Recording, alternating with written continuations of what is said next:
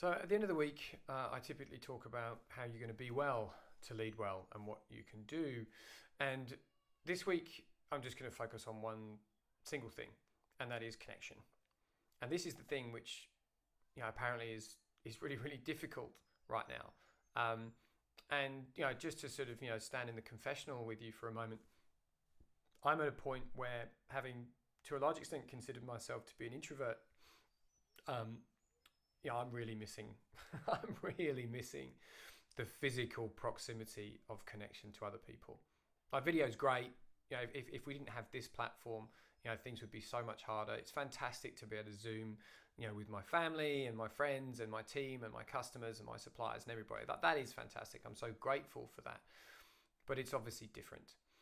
And I mean, we hopefully now, at least in Australia, are getting closer and closer to being able to return back to groups of 10 and start to get together again. But it's still going to be a while before I think the frequency of that sort of comes anywhere close to what we're used to.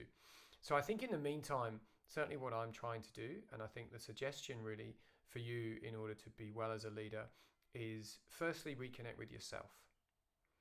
I mean, I had this conversation with my wife over the weekend, and we were talking about workplaces. And when you see people and you zoom in and you can see the tiredness flowing out of everybody at the moment, I'm certainly feeling it. I don't know if you are.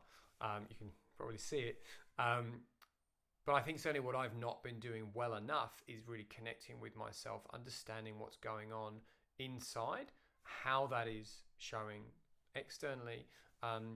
And I think particularly the relentlessness of these virtual meetings and this constant stacking, and then the way that when you're in a digital environment for the majority of the time, it impacts on your cognition and your down regulation and your ability to tune out, dial down and sleep and rest and recuperate.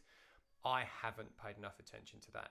And I've gotten a lot better in the last couple of weeks, having had some good advice from a couple of my advisory board to just stop, pause, even for a couple of hours, and just check in and spend some time not doing this. So don't do this too much. And then reconnect with those most proximate to you, your wife, your partner, your children, your pets, a friend who you might be able to talk to over the garden fence, obviously from an appropriate distance. And that really is it. I mean, it's that simple. Connect with yourself, connect with the people that are most immediately available to you, physically, proximately, and make time to do so in a way which will be as meaningful as you can. That's been immeasurably helpful to me. I hope in some small way it'd be helpful for you too. And if you are in Sydney, if you are somebody that is looking forward to some physical connection, then I'm going to be up there soon. I hope. So maybe we can grab a coffee. Thanks, and I'll see you over the weekend.